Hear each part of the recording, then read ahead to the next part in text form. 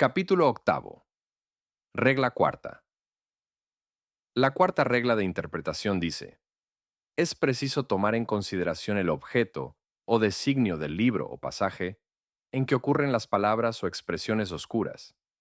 Esta regla, como se ve, no es más que la ampliación de las anteriores en caso de no ofrecer suficiente luz, ni el conjunto de la frase, ni el contexto, para remover la dificultad y disipar toda duda.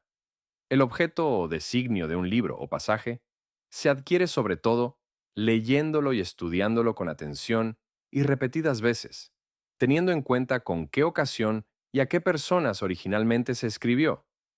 En otros casos, consta el designio en el libro o pasaje mismo, como, por ejemplo, el de toda la Biblia, en Romanos 15:4, 2 Timoteo 3:16, 17, el de los Evangelios, en Juan 20:31, el de Segunda Pedro en el capítulo 3:2 y el de Proverbios en el capítulo 1:1, cuarto. El designio alcanzado por el estudio diligente nos ofrece auxilio admirable para la explicación de puntos oscuros, para la aclaración de textos al parecer contradictorios y para conseguir un conocimiento más profundo de pasajes en sí claros. Ejemplos.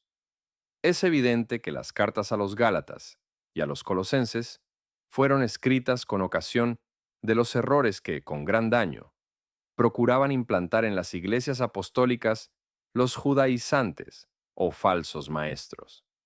De consiguiente, tienen por designio estas cartas el exponer con toda claridad la salvación por la muerte expiatoria de Cristo, contrario a las enseñanzas de los judaizantes, que predicaban las obras, la observancia de días y ceremonias judaicas, la disciplina del cuerpo y la falsa filosofía.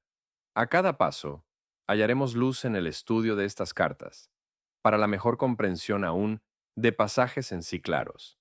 Si tenemos este designio siempre presente, leeremos asimismo con más inteligencia, por ejemplo, los Salmos 3, 18, 34 y 51, teniendo en cuenta con qué ocasión se escribieron, cosa que consta en su encabezamiento respectivo.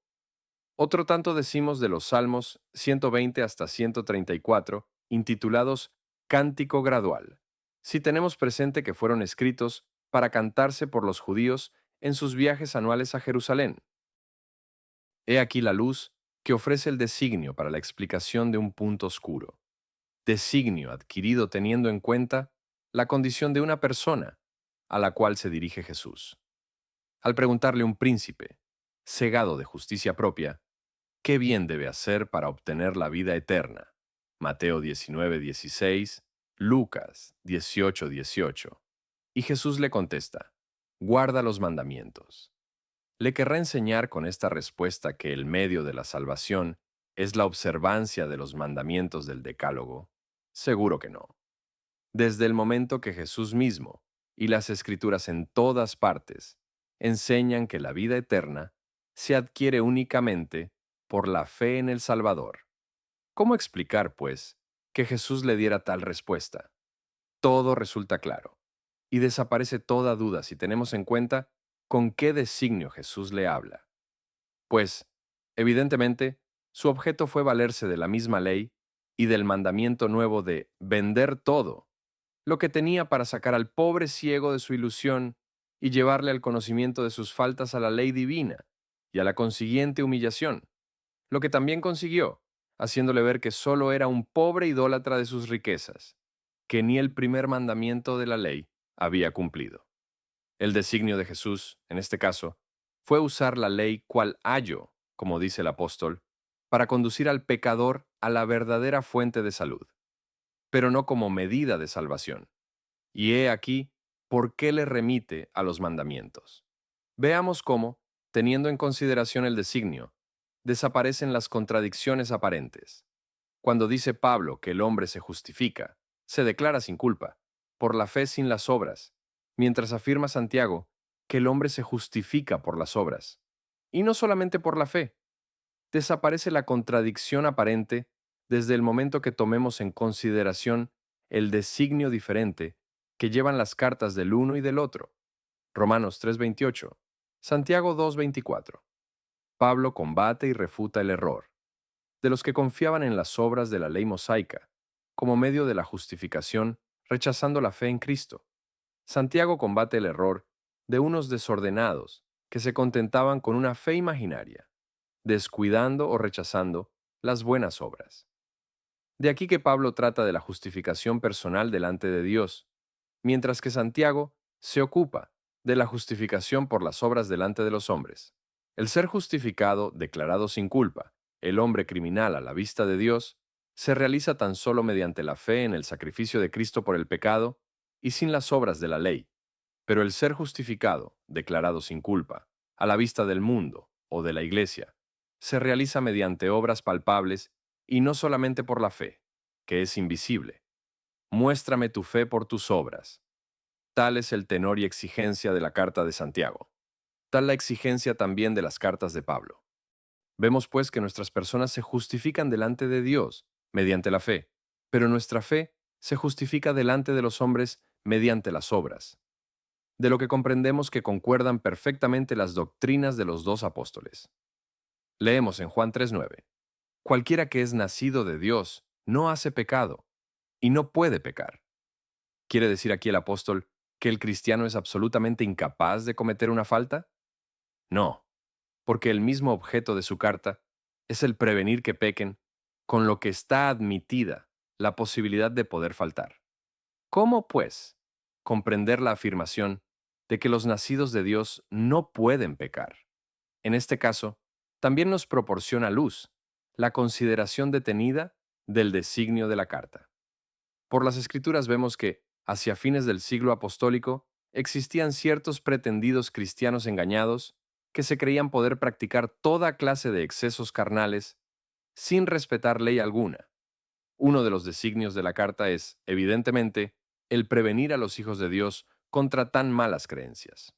Manifiesta Juan que, contrario a esos hijos del diablo, que por naturaleza hacen pecado, los hijos de Dios no hacen pecado. Cada uno se ocupa en las obras de su Padre. Los hijos de Dios se ocupan en manifestar su amor a Dios, guardando sus mandamientos. C. 5:2. Los hijos del diablo se ocupan en imitar a su Padre, quien está pecando desde el principio. Los unos practican el pecado, los otros no lo practican desde el momento que nacieron de Dios, oponiéndose a esos disolutos, hijos del diablo, que se creían poder pecar y naturalmente con gusto pecaban. Afirma Juan que los nacidos de Dios, por el contrario, teniendo repugnancia y odio al pecado, no pueden pecar, es decir, no pueden practicar el pecado o continuar pecando como indica el texto original. Por la razón de haber nacido de Dios y aspirando, como aspiran, a la perfección moral completa, es contra su nueva naturaleza practicar el pecado. No pueden continuar pecando, lo que por supuesto no impide que sean exhortados a guardarse del mal desde el momento que no están fuera de la posibilidad de pecar. Otro caso de contradicción aparente, que también aclara el designio de los escritos correspondientes, hallamos en las cartas de Pablo, en la que dirige a los Gálatas 4:10, 11. Se opone a la observancia de los días de fiestas judaicas, y en la dirigida a los romanos 14:5, 6, no hace una oposición definitiva a tal observancia. ¿Cómo explicar esta diferencia? Sencillamente, porque el objeto general de la carta a los Gálatas era de contrarrestar las doctrinas de los falsos maestros que habían desviado a los Gálatas.